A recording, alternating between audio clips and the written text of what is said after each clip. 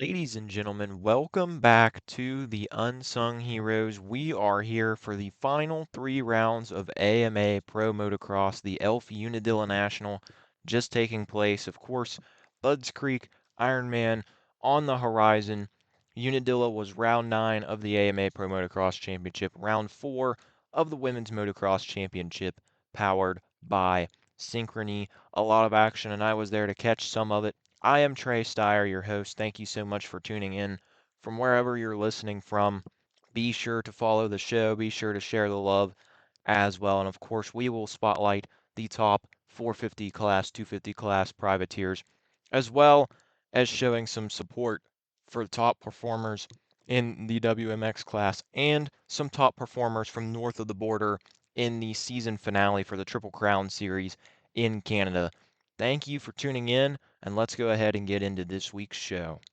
Ladies and gentlemen, we're kicking things off this week, Unsung Heroes, with our first ever women's motocross athlete guest joining us on the show this week, fresh off a fantastic weekend north of the border at Walton Raceway up in Canada.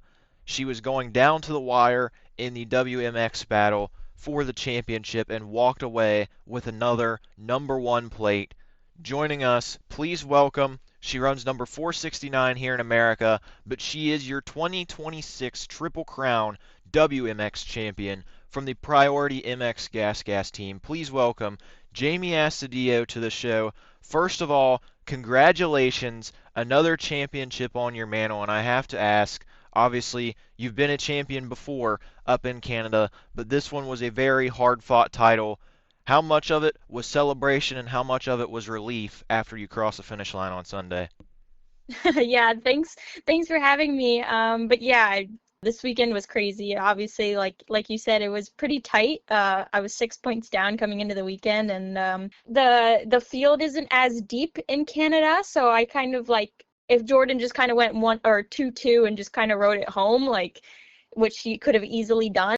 It still wasn't going to be mine. I kind of needed some luck to help me out, and yeah, I mean. We didn't really know what was going to happen, and once everything kind of settled, it was a bit of relief. Also, at the same time, I wasn't really that stressed out about it. I was kind of like, if it happens, cool. If it doesn't, then we'll try again next year. But there was some relief. It was really exciting. We were all so like happy, and it's the team's first ever title in any of the three classes, so they were all super excited. I was excited to walk away with the three-peat, because at one point in the season I was like, oh, this thing's over, like there's no way I can crawl myself back into it. And yeah, and it was just really exciting. You talk about Jordan Jarvis, of course, one of the best women's racers over the last decade. She has a championship here in America, and I mean, she's still fighting around that podium each and every weekend. Just watched her at Unadilla this last weekend, battling with girls like Mayla Herrick. You're experienced up in Canada. You know those tracks. As you mentioned, three-time champion now, so you know what it takes to compete for the title, but I'm sure you've never faced anyone for the title quite like Jordan Jarvis. Talk about racing her throughout the season as well, because she's obviously one of the most fearsome competitors in WMX, whether it's here in America, obviously up in Canada. I know she was on the Women's Cup team down in Australia when you guys won earlier this year as well, but talk about maybe a couple of the other years you've battled, but then facing off with Jarvis, because she's never going to quit and she's never going to give you a lack of effort. Yeah, I mean, obviously this year was really tough with Jordan coming up, but like I've had some tough battles in the past years. Like my first title, it didn't come easy up there. Not a lot of people know who Eve Rodur is, but she is a Canadian WMX legend. She has 11 titles up in Canada, and that's who I had to fight for my first title. And we went tooth and nail for that one. We went back and forth like 1-2, 1-2 all season long. So like it hasn't been easy for me up there. That's for sure. They've given me a hard time. So the all three titles have been hard earned, and but then obviously Jordan coming up, I knew like it was going to be a tough season, and I knew that I could do it.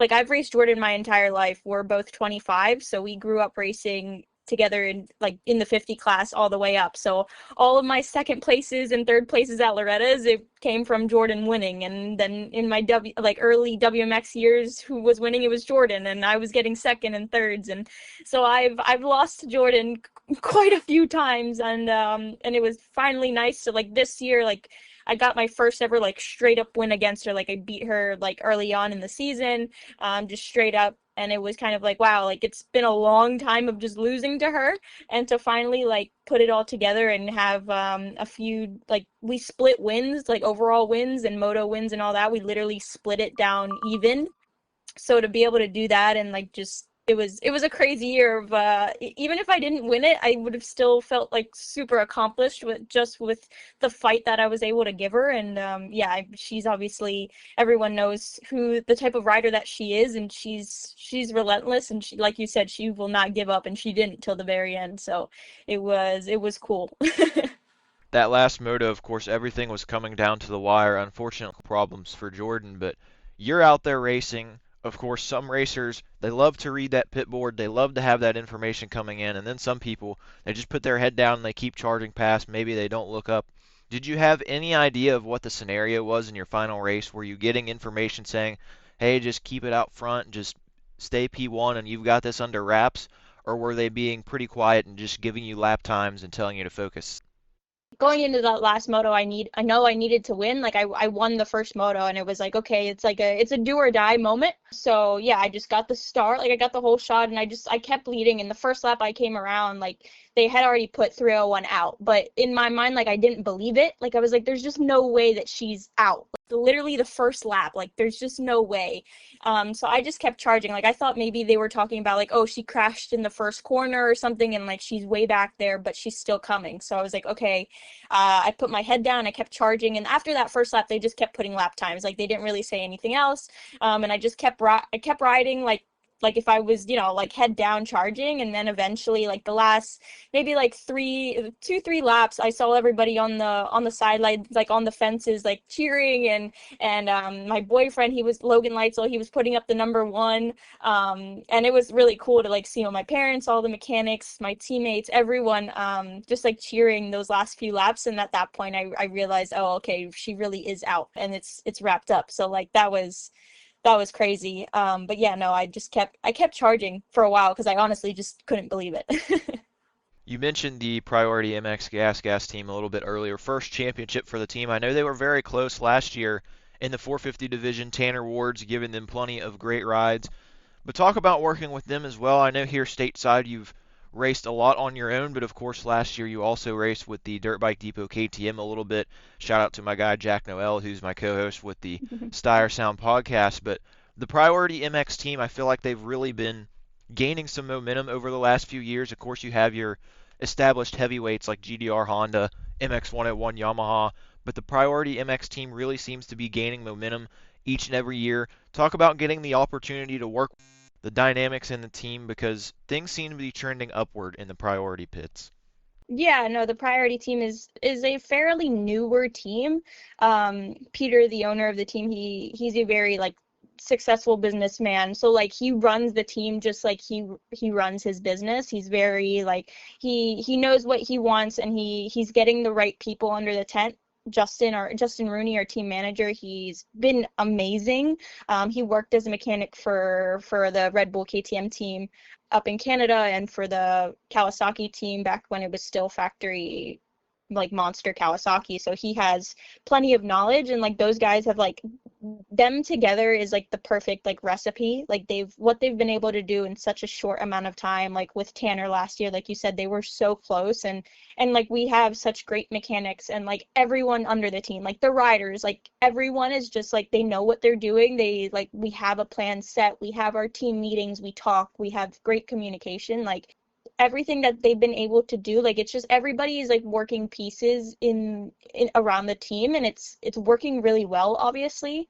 So yeah, it's I feel like it's just like the perfect recipe of people underneath that canopy that's been like rising the team up. And it's cool to see like Peter puts in all of his effort into the team. He's the owner, but he's also the truck driver, and him and his wife are cleaning everything after the weekend is done. Like they go home on Monday and clean everything out. We have like the cleanest rig, and we just try to, the biggest thing is like we want to show that we're here to do our jobs, and we're going to do it like correctly. And I think like that's like our biggest like motto of just like show everyone that we're here to do a job and we're going to do it right.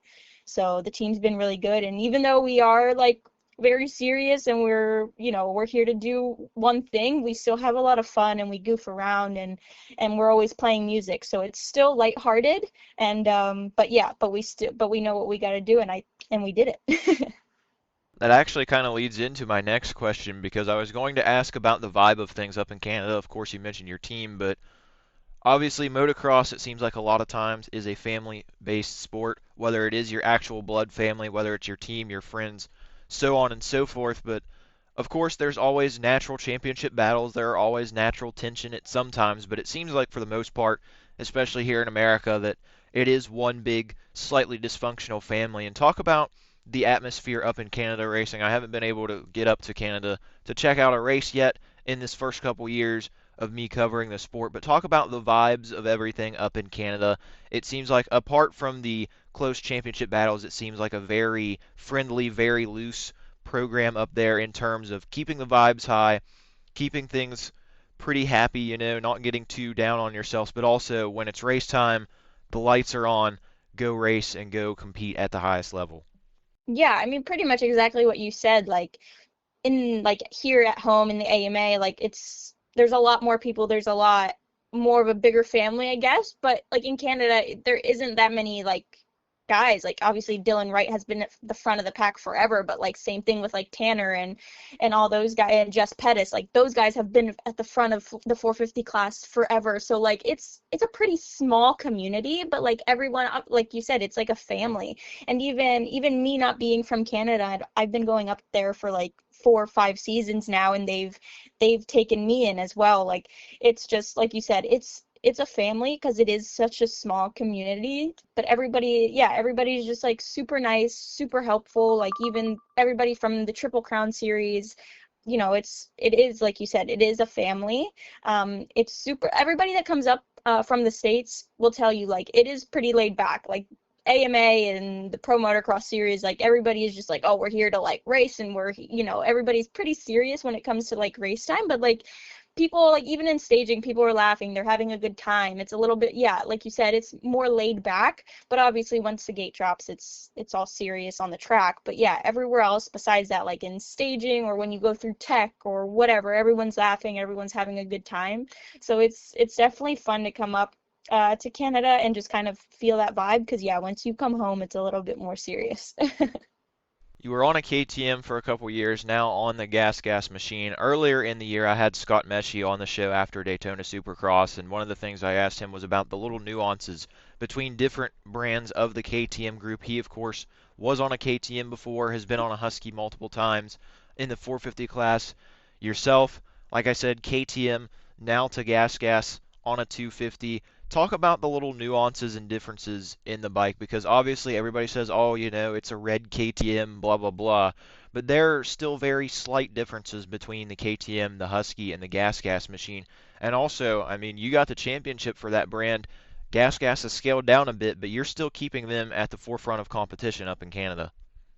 Yeah, I actually, same thing. Like when I went onto the, like before I got onto the gas, everybody was like, "Oh yeah, it's the same bike, like same whatever." And I was like, "Okay." Like, but actually when I got on it, there was like a few differences that I noticed right away. It was like the gas does lay a little, like it sits a little bit lower, especially like in the middle of the bike, kind of like I guess you would call like the cockpit, like where we sit on the bike. It does sit a little bit lower, whereas the KTM is just like straight, like the seat's kind of like straight, just flat.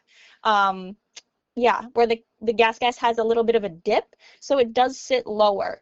And that was kind of like the biggest thing that I noticed. Like it does, obviously, like if you're sitting lower, it's kind of more like a Harley feeling, like right, if you're sitting on a Harley. So like when I went back and forth, at one point I didn't have like my practice bike, my gas, so I had to ride my KTM for like a couple of days.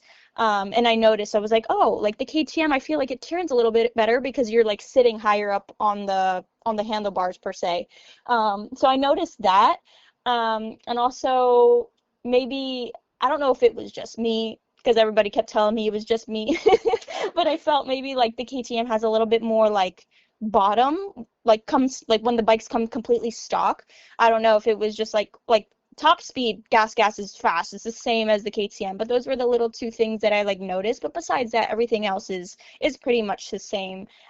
Just kind of like where the bike sits, and maybe like the bottom end coming out of corners, it isn't as aggressive as the KTM. But I think everybody was just telling me that was me a little bit, but I don't know. Shifting gears back to America, I know you were able to make a start earlier in the year at your home track, my home track, High Point Raceway. Now we have 2 rounds left of the WMX series here in America. I noticed you were on the entry list this weekend. Also, your teammate Cole Pranger going to give it a go in the 250 class. But talk about what your goals are for America this year. Obviously, you're coming off the Canadian Championship, but man, there is so much talent in the women's motocross series. Of course, you know your heavier hitters, Lachlan Turner, Charlie Cannon, Mayla Herrick, Michaela Nielsen. Also, some girls like Taylor McCutcheon came over from Australia this year.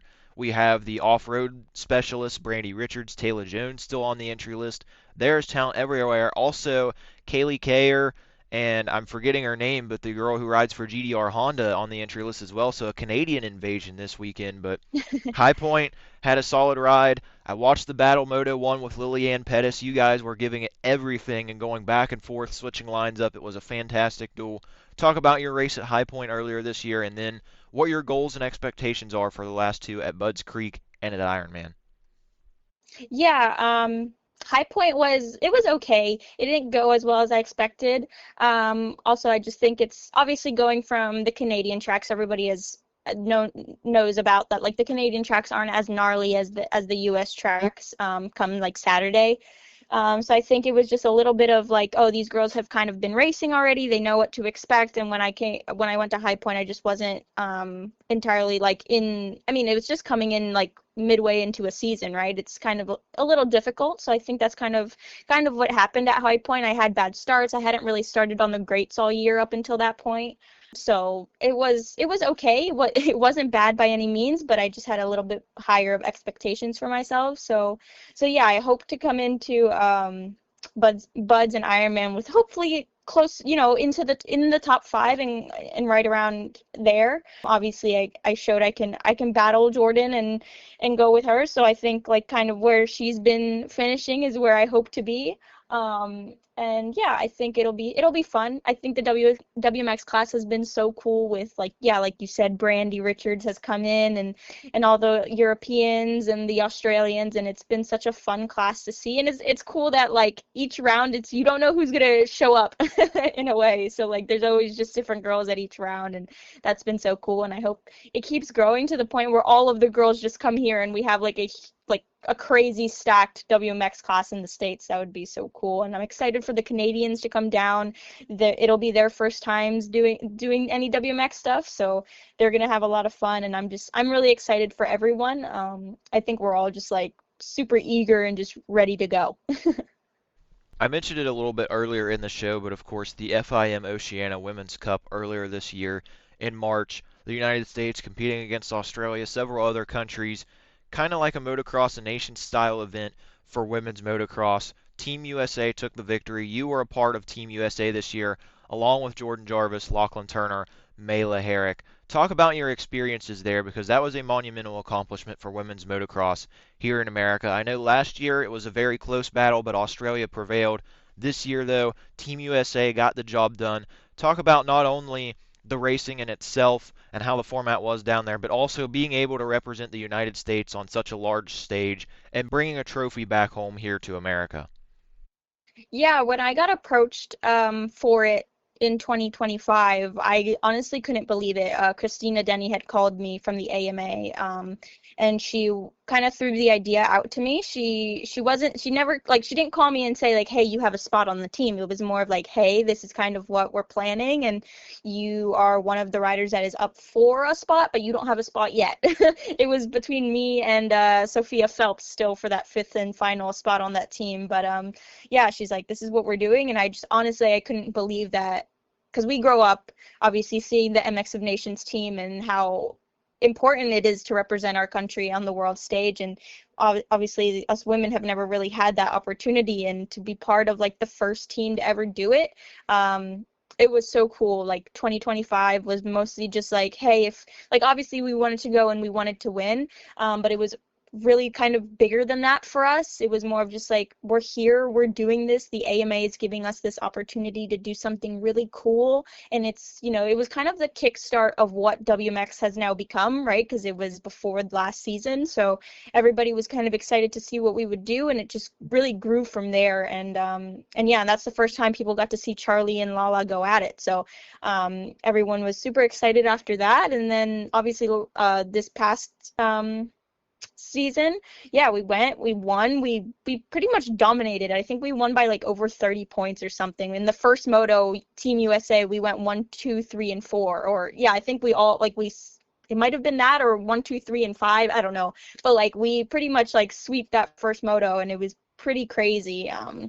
Yeah, and I was super happy to one get to go with the first ever team, and then get to go back with the first ever winning team. I hope that that event keeps growing and we keep getting more nations to go, and I hope it grows into something huge, and that there's many more victories for Team USA in the future. One final question for our interview today, of course, spending time up in Canada. You mentioned him earlier in the show. Logan Leitzel, always fun to be around. He was up racing in Canada as well for the AVL Racing Husqvarna team. You two and your dog, I'm sure there was a lot of fun travel stories and just shenanigans, because I see it a lot on Logan's social medias. But talk about the dynamic there. Of course, last year you would have been splitting time here in the U.S., and of course he was here with the ISRT Kawasaki team last year. He ended up starting the season on a Beta up in Canada, then he gets the seat for AVL on a Husky, but he was up in Canada a lot. Talk about the dynamic between you two. It seems very fun, and I'm sure there were a lot of fun travel stories and different moments throughout the year. Yeah, obviously Logan's season, it was a bit of it was a bit of a crazy ride for him, but we obviously have a lot of fun. He's been a big part of these last like four seasons up in Canada. He's obviously a big help even when I'm here at home. Like it's cool to have the relationship that we do. Whereas during the winter is where he mostly focuses on his Supercross season, so I get to go with him and help him out. And then he comes more in the summer. The summer thing is more of like me pushing him to like come to the races with me, and he's like, well, if I'm there, I might as well race. So yeah, I drag him along to the outdoor stuff, and he's really there. I feel like he focuses more on me than more his own racing when we go outdoors, and it's fun because obviously he's right. It gives me an upper hand when I have somebody out there riding the track and coming back with lines to tell me right before I go for my moto. So no, we have a lot of fun. This summer he kept going back and forth from home while I stayed up in Canada, so we didn't have too many travel stories this summer. But yeah, he brings the dog everywhere. We have a lot of fun. Yeah, I think it's really cool, like our dynamic being able to go to these races and still racing at a high level, like the both of us. Yeah, I don't know. It's a lot of fun, and I hope it doesn't end anytime soon. Jamie, thank you so much for your time on today's episode. As I mentioned, you're the first WMX guest in the history of the Unsung Heroes, so thank you for that. Before we conclude, feel free to give a shout out to your sponsors, your team, who all has been helping you throughout the season. Of course, you mentioned the Priority MX Gas crew several times, but give a big thank you to those who have helped you along the way to your third title up in Canada. Yeah, obviously a big shout out to the whole Priority Thor MX gas team. Without them, I still wouldn't be racing. So big shout out to them. Everybody that helps the team, Parts Canada, Oakley, Dunlop, Seco seat covers, Dirt Care, everyone behind the team, thank you so much. And then a big shout out to SOBMX. I've been there since I was like 12, 13, 14 years old, and I've been going there every winter as my prep for the season. So big shout out to SOBMX and the Schaefers. Yeah, without them, I definitely wouldn't be in the position I am at the age of 25. So thank you to everyone that's been helping me along the way. Thank you, Jamie, once again. Congratulations on another Canadian championship, and best of luck the next couple weeks here in America. Yep, thank you. Thank you once again to Jamie Astudillo for her time on this week's edition of the Unsung Heroes, and congratulations to her for wrapping up her third Triple Crown WMX championship. Go follow her on Instagram Astudillo 49 if you want to see more of her journey through Canada, through the United States. Of course, round 5 of the WMX Championship powered by Synchrony this weekend at Budds Creek. Check out the action there. And without further ado, we'll get into the 250 class top performers here in the United States from the Unadilla National. Almost Carson Mumford, so close to his first career overall podium, 3-4 scores, second week in a row, or second race in a row, that he has finished fourth overall. About a month ago, it would have been a monumental breakthrough for Mumford, and now with his recent success, it feels like a disappointment because he is so close. A great day overall, starting with qualifying second overall during the morning, and actually Mumford was the fastest rider during Q2. He was ripping out on the track. Of course, it was foggy in the morning, a little bit brighter by the time Q2 rolled around, but Mumford was fantastic in qualifying. And in the first moto, he was a bit like Levi Kitchen, working his way through the pack little by little. Kitchen went from 7th to 1st. Mumford from 11th to 3rd. He reached the top 5 just 4 laps into the race, and of course, he ended up getting 3rd after Chance Hymas fell. But he was running very solid, only 11 seconds behind Kitchen at the end of the moto. Then in the second race, he got up to 4th. Brody Connolly kept the pressure on him for a long time. And late in the going, Mumford pulled away and he started to reel in Ryder DeFrancisco, but time ran out. Even if he would have passed DeFrancisco, it wouldn't have been enough for the podium, of course. Kitchen had the 1-6, Chance Hymas with the 4-2.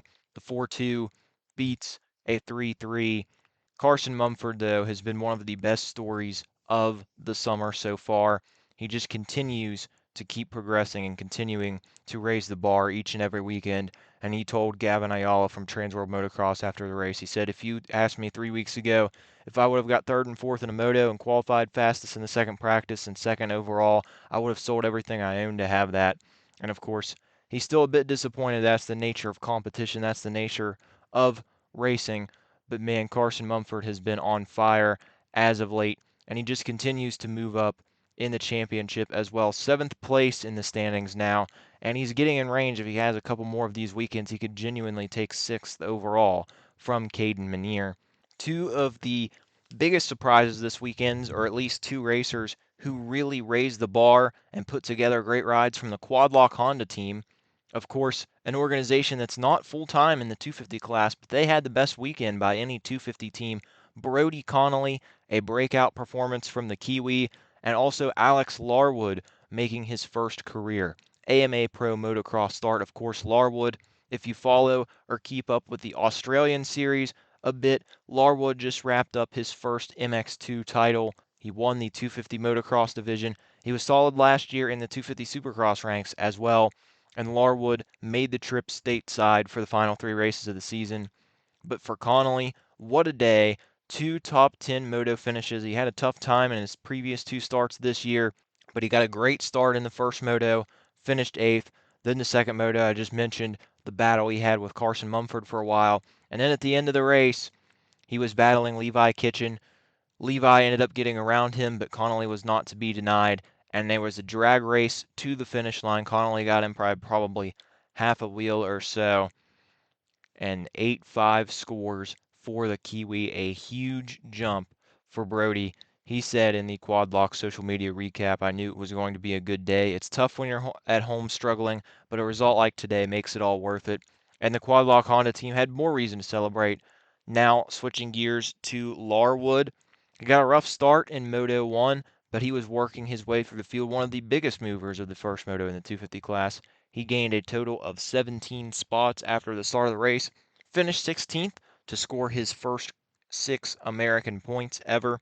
And of course, he passed Pierce Brown, one of the riders, late in the moto from that Star Yamaha team. So moving past a factory rider, of course, Pierce won his first Supercross earlier in the year. Then in the second moto, a much better start, spent the entire race inside the top 10, and team owner Yuriv Konski was very thrilled with what he saw from his riders in the 250 class. Larwood repping number 520 out there on the gate. He put together a solid weekend in his debut at Unadilla. Now let's see what he can do in his first trips to Budds Creek and Ironman. The next couple privateers also had to work forward at least in one moto of the day. Dylan Schwartz, you're used to hearing about him on this show from Toyota Redlands, Bar X Yamaha, 11:15 for 14th overall. He gained 11 spots in the first moto. He scored 11 points thanks to finishing 11th. 11th clearly the theme of the first moto for Dylan, but he worked forward nicely. Then the second moto went down on the opening lap, made life a bit hard for himself, but he kept grinding through the pack, gained 25 spots after running last, and ended up in the 15th position. 14th overall. Schwartz has been riding pretty good lately. Of course, so much talent in the 250 class. Sometimes it might be harder to pick some of these guys out, but Dylan Schwartz never going to cheat you for effort, that's for sure. And then Avery Long on the AEO Power Sports KTM racing machine. He climbed double digit spots in the first moto. He started outside of the points. He moved up to 15th. Nice charge there. Second moto was a little bit of a move in the wrong direction. Started about 11th or 12th. Ended up in 18th. But Long has definitely been one of the most improved riders in the second part of the season after struggles early on this year. Shout out to the number 57. One guy who left some things on the track this weekend, not effort wise, but Marshall Welton from MX6 Racing Kawasaki, he ended up losing a tooth at Unadilla. He gained 9 points, but minus one tooth on the weekend. It was a great ride in the first moto. A 13th place finish. He's been around that 13 to 15 range frequently the last few weeks. He gained 7 spots on the second lap, which is very impressive, making moves early on, then settled in. And he was in line for a top 15 to end the day, but his bike ended up giving up the ghost toward the end of the race on the final lap with a few corners left, and he dropped back and out of the points. And to start the moto, he ended up taking a rock to the mouth, broke a tooth, but thankfully Welton was able to have things repaired and fixed. He had a root canal, I believe, on Monday, and he's looking in tip-top condition. He's got the full teeth set up there. Shout out to Marshall Welton. Probably wasn't expecting to do some dental work during the trip back after Unadilla, but he is ready to go. All the teeth are back. He's ready for action at Budds Creek and at Ironman. Moving on now to Cole Timbo from the Toyota Redlands Bar X Yamaha team. He has been improving the last few weeks. 2017 for 19th overall, which is his best finish to date. The sophomore, the number 443. He was pretty solid on Unadilla. Didn't jump off the page too much, but 2-point scoring finishes is a great day for Timbo. He's continuing to build and build at the end of the season. For the Club MX Yamaha boys, it was a tough day on Saturday. Some bumps and bruises along the way. Hunter Yoder was around the top 15 in the first moto, but he had a tip over. He was briefly stuck under his bike. The Yamaha YZ250F landed on his leg, so he was caught under it for a second, lost some ground, ended up 22nd, of course, one spot shy of the points, but he was back in the points to end the day, 16th. A little bit of revenge after missing out, but unfortunate for Yoder there. He's been improving a lot as well lately. And also, the second Club MX Yamaha rider, Jessen Turner, made his second professional start. Of course, the number 507, he was in the 250 Pro Sport, the Open Pro Sport classes at Loretta's. Turner went 19-20 points in each moto once again. Of course, he had a nice top 15 moto finish at Southwick in his debut. But the third corner on the track, markers were knocked down very early on, and there were lots of riders cutting the track. Several folks got some license penalty points, and it usually depended on how many times you cut the track. Jessen Turner was doing it frequently. 10 cuts there. The AMA officials, Kerry Coombs Russell, had a watchful eye on that corner. They were writing things down, taking note of every rider to cut there. Jessen Turner apparently 10 cuts because he lost 10 license points. Also lost gate pick for the second moto. He went down pretty hard in the first moto as well. He finished the race with a dangling front number plate. I didn't see the crash, but he must have hit the ground pretty hard to knock some plastics loose. Either way, the rookie's still learning. Some frustration in there, but hey, he did walk away with points in each moto. Also, some frustration Lux Turner. It was a good weekend at the start of things. Friday, it was announced that Lux had signed a contract extension with the BarX team, a 2-year extension, that is. He ended up getting a boost with the team. He is signed now through the 2028 season, the number 43. He had a first moto bike failure and then an early off track excursion and a small tip over afterwards. 38-19 scores, not what he wanted, but it was still a successful weekend knowing that he has that deal locked up and he has that stability the next 2 years. Congratulations to Lux. It's been an up and down summer, but man, he showed a lot of potential at times as well, and hopefully he can go out with a bang at Budds Creek and Ironman. Then the final couple point scorers, Henry Miller from MX6 Racing Kawasaki and Phoenix Racing Honda's Gavin Towers each scored a single point on Saturday. Miller 23-21. He was a bit more consistent than he has been his first couple rounds back from injury, but he's still looking for 2-point scoring finishes consecutively in an afternoon. And for Towers, he had a point in the first moto and he was trending toward the top 15 in the second moto, but unfortunately he crashed in during the race, dropped out of the moto. He was also sick during the weekend, so that didn't help things either. But Gavin Towers still showing fight and still giving it all he's got on the number 73 machine.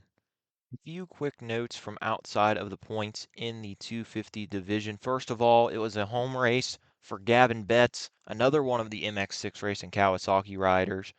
Almost a full tent for that team in the team's home race, Gavin's home race. He had a dream start during the first moto. He was up around the top 5, spent a lot of time in the top 10, but the influx of factory racers and experienced privateers shuffled him back. The local crowd was pretty ecstatic, though, cheering on the number 373 as he went around the track. Phoenix Racing Honda welcomed back 2 riders from injury. Unfortunately, one of them is going to be back on the shelf to fully recover, and the other struggled as well. Cullen Park suffered a shoulder injury at the Birmingham Supercross in March. Evan Ferry tore his ACL at the Nashville Supercross in April. Both men returned. Park went 25-38. He pulled off during the second moto, and he announced that he will be sitting out the remainder of 2026 in an effort to gain full strength back in his shoulder. Also, it was a struggle for Ferry, who went 35 DNS.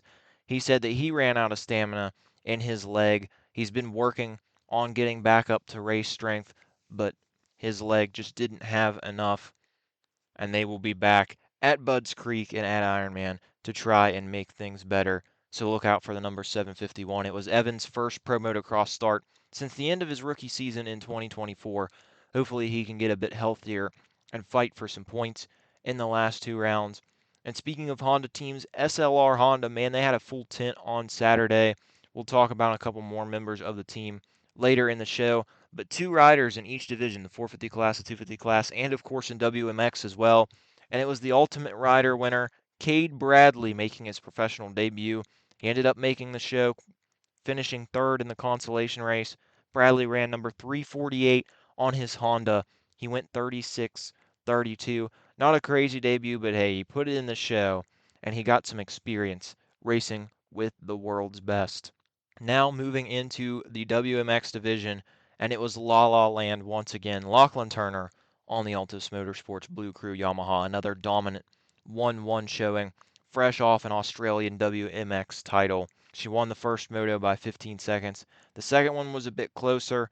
Some suspension issues have been the name of the game for Lala. She's been trying to figure out what she needs suspension wise, but she's still getting the job done and has a nice points lead going into the final 2 rounds of the season. And of course, she won both Budds Creek and Ironman last year, so she has momentum on her side. Charlie Cannon second overall once again, 2-2 scores for the number 7. Then you have Mela Herrick rounding out the podium. I talked about SLR Honda. Mela also a part of that team. Scored her first career overall podium in her second professional start. Of course, she won that moto at High Point, turning heads in her debut. Pulled the whole shot at Unadilla in the first moto, but she bobbled in the third corner out of a rut, lost the lead, ended up making a couple more mistakes, and had a drag race with Jordan Jarvis for the third position, but ultimately lost out in the first moto. She ended up moving up to third on Saturday to claim her first overall podium. Keep an eye out for the number 23 for the rest of this season. She's showing a lot of promise, and maybe she's going to give Turner and Cannon another fight a little bit later in the year. Also, another rookie with some great riding this year and at Unadilla scoring her career best so far. Piper Bell, number 167 on a KTM, 5.8 for 6th overall. She had her best weekend speed-wise, it seems like. I wasn't able to attend the races at Hangtown and Thunder Valley, but watching at High Point and now watching at Unadilla, seems like she found another level during the break and was closer to that top pack of racers. Started second and battled with them for a long time. She ended up getting shuffled back, but she was still right around several of the top racers in the class. And it was a great weekend for Piper, who's also sixth in the standings in her rookie year. Keep an eye out for her the rest of the season. Also, some racers returning to action. There were a couple who haven't made a start since 2024 returning. One is one of the most recognizable names in women's motocross over the last decade. Hannah Hodges was back in the class. She was doing her own effort on a Triumph number 172. Hodges went 9-10 for ninth overall. Awesome to see her back in action. Also, Isla Phillips. She was pretty easy to spot out there on a white and pink machine. Her first start since 2024. She grabbed 10th overall, so nice run for her. And then Nanami Honda, the Japanese racer. Her name is Honda, but she competes aboard a Yamaha. She ran the last 3 rounds a year ago and returned for a 7th place effort, coincidentally matching her finish from Unadilla last year. Great to see those ladies back in action and some great results in their returns to the sport at Unadilla. Now we move into the 450 class, and there were a couple riders with some really great rides at the end of the day in Unadilla. First of all, the top overall finisher on a non-factory team here in the US. It is the factory team in Australia, though. The Monster Energy CDR Yamaha team. Jed Beaton was back for his second career AMA Pro Motocross event. If you remember, Beaton back in 2023 arrived for a cameo appearance in the Washougal National when he was competing with the Quadlock Honda team, then known as Firepower Honda. Or for him, it was Boost Mobile Honda. Lots of sponsors from that organization through the last few years. But Beaton was back. Of course, he was once an MX2 factory rider over an MXGP for Husqvarna. Jed is a very talented racer, and like Alex Larwood, who won the MX2 championship in Australia. Beaton was the MX1 class champion in the 450 class. Shout out to him. He was running number 209 this weekend, and it was a great day. 10-9 for 7th overall.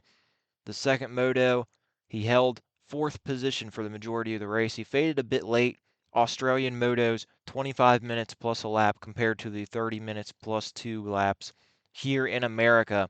But it was a great performance for Jed. He ran around the top 10 all day, beat plenty of huge names, and he turned some heads on Saturday. Awesome to see the Aussie influx of talent. I love seeing these racers come from overseas to compete and throw down here in America, giving it their best efforts. And beaten 7th place, that's a phenomenal effort from him. Also a phenomenal effort. Mark Finnis, his stocks continue to improve. Number 88 scored a 5th place finish. That's the best result by a privateer in the 450 class this year. What an effort from Mark. Great run. The first moto started out pretty rough, ran off track, crossed the whole shot line in 40th, but he put his head down, went to work. He scored the final point of the race, holding off Zach Osborne and Malcolm Stewart to do that. Charged forward pretty well, popped off past nearly half of the field in his comeback, and then with a much better start in the second moto. What a performance. He was able to finish 5th in the second moto. He battled Beaton for a lot of the race. And of course, he ended up battling with Dylan Ferrandis, Garrett Marchbanks as well, but a P5 finish. Of course, he was near the top 10, I believe 11th in the first moto at Millville. He was the top finishing privateer overall at Redbud in his return before he got that deal with the ISRT Kawasaki team. But man, it was the best moto finish for Bubba Pauly's organization. Finnis putting in an incredible ride. He was on the SMX Insider post-race show. He was on Pulp MX this week. The Finnis stock is going up for sure. He is having a great summer, and showing how much potential he has this year. Congratulations to Mark and the entire ISRT team for a great performance on Saturday. Pretty spaced out this weekend in the 450 class, a total of 19 factory racers in the field, so a lot of factory talent, giving Privateers an uphill climb, but there were still a few who scored some points, other than the top two I just mentioned with their great runs. Mitchell Harrison, 18th overall, 17-19 for the Partzilla Rocket Blaster Power PRMX Kawasaki machine.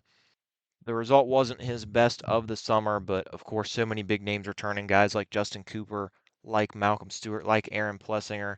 Harrison was still third among non-factory racers, so a solid day. For the number 41, Lorenzo Lacurcio struggled a bit to open the day on his Wildcat Race Team gas machine, but he improved with a nice 15th place effort in the second moto, 24-15 for 19th overall. He was unfortunately the only Wildcat rider to qualify for the motos. Daniel Bordelin crashed during the consolation race in the 450 class, and Braden Aylerman was unable to qualify for the 250 motos. Christian Craig was back in pro motocross. Of course, he was injured at Southwick. He made his return in the Calgary World Supercross event, but on the first lap, it looked like he might be right back on the shelf. He got ran over. Mitchell Oldenburg, I believe, was the culprit who rode over top of Craig's body, but he was back later in the day, valiantly pushing through an 18th place finish, possibly some of the hardest fought points of Craig's career.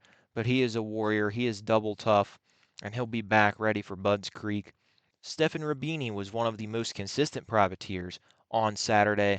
The number 106, of course, he led the way for the Gizmo Racing Yamaha team. The French racer, he was in his second trip to Unadilla. He made a start there in 2023. Now he, of course, is a full-time racer in America, but 2020 were his finishes. So a consistent day for the number 106. Jack Chambers had one of his best days of the season, a very impressive 18th in the first moto, gained 6 spots early on, then spent the rest of the race fighting for points, matched his best moto of the season so far, and he's been showcasing a bit more speed the last couple rounds. Had some nice runs at Washougal as well. Then a couple guys toward the back of the point scoring positions looking for some more. Valentin Guillot had a top 20 finish during the first moto, but he dropped down the order uncharacteristically in Moto 2. Fell to 30th, which is not what we are expecting from the number 39. Hopefully, he can get things sorted out for the final 2 rounds. Of course, he was his usual self in qualifying, throwing big whips over top of the sky shot. And then the final point scorer in the overall sheets in the 450 class, Grant Harlan, aboard his KMR Champion Tool Storage KTM 3021. It's been a tough stretch lately for Grant Harlan. Only 4 points in the last 8 motos, but he's still got a couple rounds to try and find his rhythm. And Harlan still, despite his struggles in recent weeks, should be one of the wildcard riders during the SMX playoffs. For the final time this summer, it is time for the Canadian Corner, spotlighting some of the top performers in the Triple Crown series that hail from the United States of America. And we start with an American champion. Yes, both of the 450 to 250 titles were claimed by Canadians. Shout out to GDR Honda's Dylan Wright and Dylan Rimple for winning the 450 and 250 titles. But it was American taking home the WMX title. Jamie Astudillo aboard her Priority MX Gas. She keeps the red plate. A fantastic performance from Jamie, of course. She's racing over here a lot as well. Competed in the full WMX season a year ago. Competed at High Point in between Canadian rounds. Back for Budds Creek and Ironman. But a great year. It was a duel between Astudillo and Jordan Jarvis, another American, for most of the season. And going into the finale in Walton, it was super close. Astudillo got the win in the first moto. Jarvis was second. Then, unfortunately, some sort of bike failure on the line for Jarvis during the second moto took her out of action. Astudillo ended up winning the moto for some insurance, and she scored another championship victory.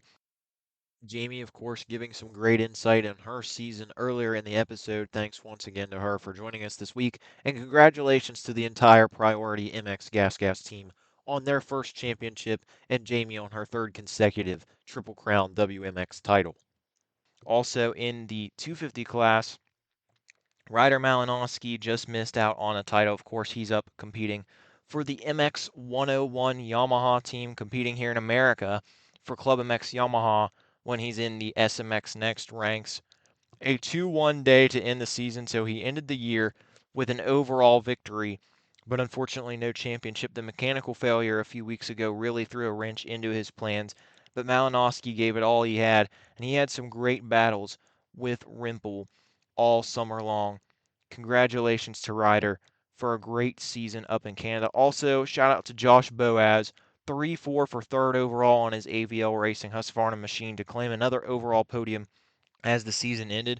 Also, a couple other 250 riders from America making appearances. Jace Allred went 7-3 for fourth overall on his KTM, and Larry Fortin, a day after competing at Unadilla and competing in the second moto, he was up in Canada going 15-10 aboard his machine.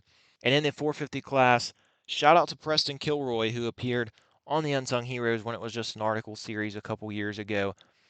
Preston won his first 450 overall since jumping back to the class after winning the 250 class title a year ago. Kilroy ended the day with a moto victory and an overall victory, spoiling the party. It was Dylan Wright and Harry Koulis who took every overall before the finale at Walton. And then Kilroy rose to the occasion and put together a phenomenal performance to end the year. So shout out to PK for his great run. And shout out to all of those who competed in Canada this year from America. Logan Leitzel, shout out to him. Shout out to Kyle Murdoch, who had some podium results and some great finishes, who we talked to after the Southwick National. Some great rides for Americans up in Canada this season. Let's see what some of the American racers can do and accomplish when the 2027 season begins next year. A couple of quick notes from outside of the points in the 450 class. The first rider outside of the points in the overall sheet, Justin Rodbell on the SLR Honda 2522 for 26th overall. Shout out to Justin Kokinos, the Massachusetts native. He scored the consolation race victory to qualify. Usually he's competing at Southwick. A lot of times he's competing in the J-Day Off-Road Series as well. 34-33 moto scores for Justin. Also, there was a great duel for the final transfer spot in the consolation race in the LCQ. It came down to the wire between Ronnie Orez and Aiden Dickens. Orez ended up getting the spot to qualify for the motos. Once again, he made a start previously this season at Red Bud, and the Fort Dodge, Iowa native got in while Aiden Dickens was out. But Mitchell Oldenburg did not line up for the second moto, so Dickens got to claim a spot on the gate as an alternate and compete in the 450 class for the first time in his young career. That marked the ninth career start for Dickens total in pro motocross and the first on a 450 machine. So congratulations to him. That will do it for the Unsung Heroes of Unadilla. Thank you so much for tuning in and listening this week. Of course, I'll be back after Budds Creek to recap the top privateer performers from both the 250 class and the 450 class, and to give a spotlight to some of the top WMX racers in Mechanicsville, Maryland this weekend. Thank you one final time to Jamie Astudillo for her time on the show, talking about both WMX here in America and her third championship season up north of the border in Canada. The Triple Crown Series is drawn to a close, and we'll see a few Canadians in the field this weekend. Maybe they'll get some more love in the next episode. But I am Trey Stire, your host. Thank you so much for tuning in. Enjoy your weekends, everybody.